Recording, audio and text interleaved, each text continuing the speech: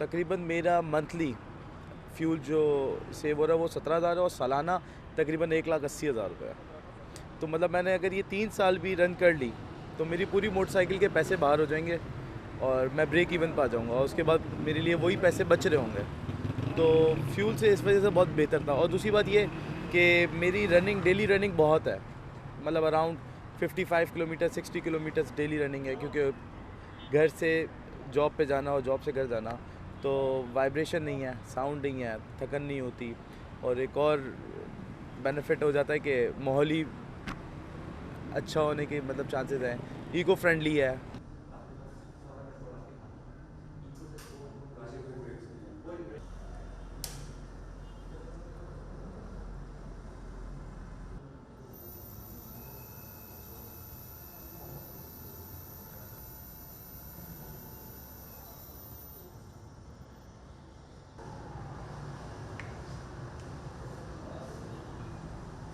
Climate के हवाले से सर, तो क्लाइमेट के ऊपर इसका बहुत ज़्यादा इफेक्ट है।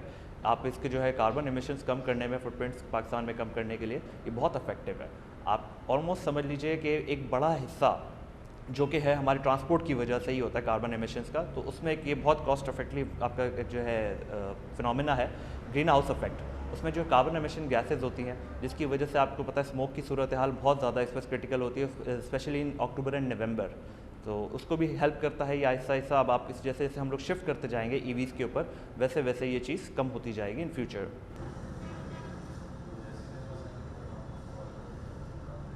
सबसे पहले तो आपकी सेविंग्स आ जाती हैं। एक आम आदमी के लिए सेविंग्स आज के दौर में बहुत ज़्यादा इंपॉर्टेंट है। तो सबसे पहले तो ये आपकी सेविंग में आपको हेल्प करता है, क्योंकि आप जितना पैसा एक पेट्रोल बाइक के ऊपर एक मेंटेनेंस और पेट्रोल पे लगाते हैं, उतने पैसों में तो 2 साल के या 3 साल के पीरियड में आप इसकी जो इन्वेस्टमेंट आपने इस बाइक के ऊपर की है वो आप रिकवर कर लेते हैं। उसके बाद जितना भी आप इसको चलाते हैं वो ऑलमोस्ट फ्री चलता है।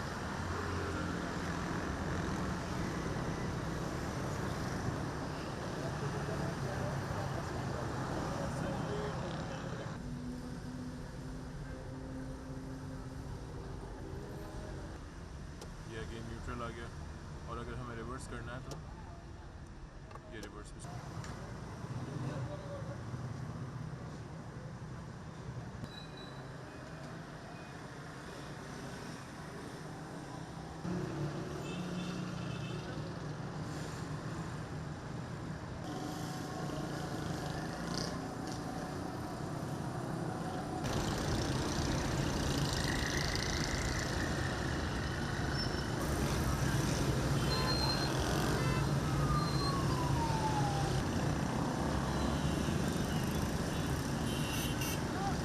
कराची का जो इन्वायरमेंट है वो इतना पॉल्यूटेड है। यहाँ गाड़ियाँ जो बस होती हैं उनका कोई क्वालिटी चेक नहीं करता, उसका धुआं अलग निकल रहा होता है, टूटी फूटी सड़कें होती हैं। जब तमाम गर्दो गुबार मिलता है तो वो जहरीली शक्ल इख्तियार कर लेता है, जिसके बाद मेरे ख्याल से कराची का हर शहरी बीमार हो रहा है। बच्चे सबसे ज़्यादा मुतासिर हो रहे हैं, बूढ़े सबसे ज़्यादा मुतासिर हो रहे हैं, और फिर टूटी फूटी सड़कें, ये तमाम इन्वायरमेंट मिला के जो है वो कहते हैं ना, क्लाइमेट एक एंजाइटी वाली सूरत हाल हो चुकी है। हर शख्स जो है वो इस तराब में मुब्तला है।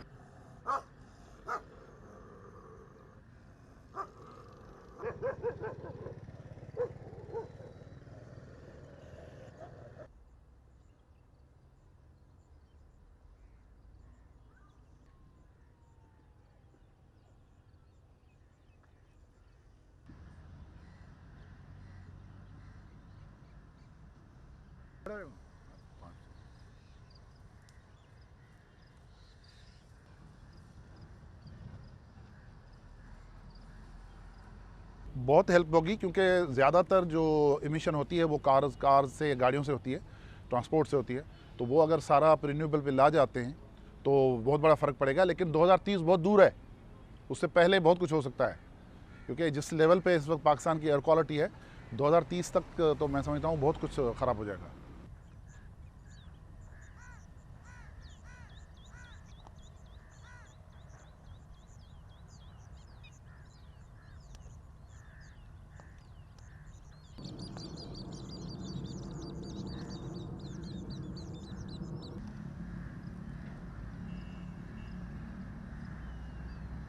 बेस्ट तरीका ये है कि अर्बन वेटलैंड्स जो हैं डाउनटाउन शहरों में, जो पहले हुआ करती थी, जैसे रावी है, रावी का पूरा बेल्ट जो लाहौर में था 17-18 किलोमीटर का, वो जो है वो मुकम्मल एक वेटेंट बन सकती है और वो एब्जॉर्ब करेगी कार्बन से डाइऑक्साइड को।